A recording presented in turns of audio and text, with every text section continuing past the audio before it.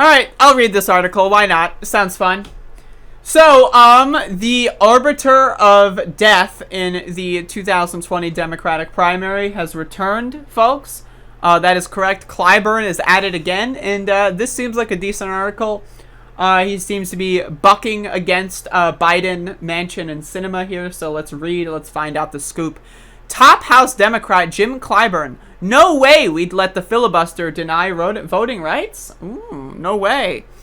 Let's see how this goes. Again,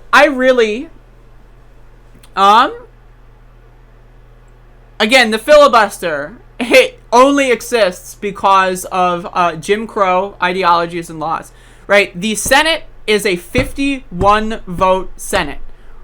That's all you need. A majority in the Constitution, the Senate is just a majority rule, right? But then a bunch of senators after Reconstruction were like, yo, these motherfuckers have too much.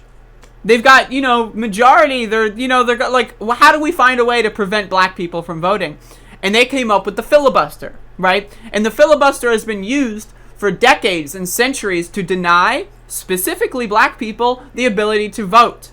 And once again, the filibuster is right in this capacity.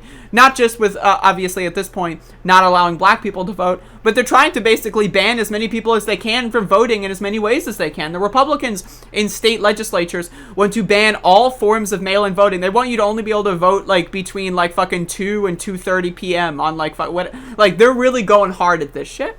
So let's see what Jim Clyburn has to say. One of the most powerful Democrats in Washington has issued a frank warning to members of his own party, saying they need to find a way to pass major voting rights legislation or they will lose control of Congress.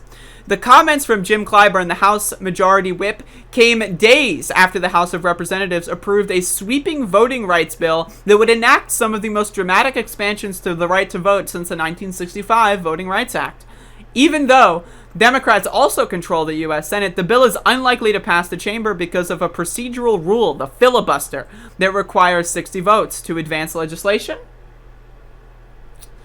In an interview with The Guardian this week, Clyburn called out two moderate Democratic senators, Joe Manchin and Kyrsten Sinema, who have opposed getting rid of the filibuster. Republicans across the country are advancing sweeping measures to curtail voting rights, and letting expansive voting rights legislation die would harm Democrats, Clyburn said. There is no way under the sun that in 2021 we are going to allow the filibuster to be used to deny voting rights. That is exactly, by the way, what Sinema and Manchin are trying to do. That just ain't gonna happen. That would be catastrophic, he said. If Manchin and Sinema enjoy being in the majority, they had better figure out a way to get around the filibuster when it comes to voting and civil rights. Now again, Joe Biden is against nuking the filibuster, right? So Clyburn needs to go up to the guy who he got elected, right? What was the whole point of getting Biden in the White House, in Clyburn's estimation? Was so that he would have a favor in the White House. Use that motherfucking favor. You know what?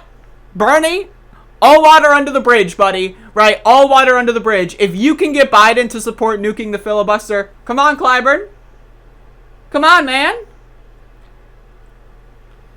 So, I don't know if I really need to read the rest of this. Here we are talking about the Voting Rights Act he worked so hard for, and the name, and that's named in his honor, and they're going to filibuster it to death. That ain't gonna happen, I guess, and referring to the John Lewis Voting Rights Act. But anyway, that's actually super interesting, and like again, Biden needs to stop being a little beta male bitch. He needs to come on, and he needs to nuke that motherfucking filibuster, and we need to pass that Equality Act. We need to pass like $2,000 monthly stimulus payments, $15 minimum wage. Let's get it. For those of you that don't know what the filibuster is, you may have heard the term filibustering. The filibuster was originally designed as a way to force debate. It was the original implementation of it was that if a senator, let's say you need 60 plus votes or what, like, let's assuming we have 100 vote Senate. You need 60 votes in order to pass legislation without allowing for debate. So if someone wants to go up there and who's strongly opposed to legislation, they'd go up there and they would filibuster, right, as a verb, right? You may have heard the term like, oh, Bernie's going to go filibuster, right? The original intention of the filibuster was to allow people to force a debate, and then majority would rule. But then they changed it as a way to prevent, post-Reconstruction, they changed it as a way to prevent black people from getting full civil rights and voting rights. Right? So then it was, oh, you need 60 votes, not just to debate or to, like, you know, to avoid debate, but you need 60 votes in order to pass the damn legislation at all. So they went from forcing debate, which in my opinion is good.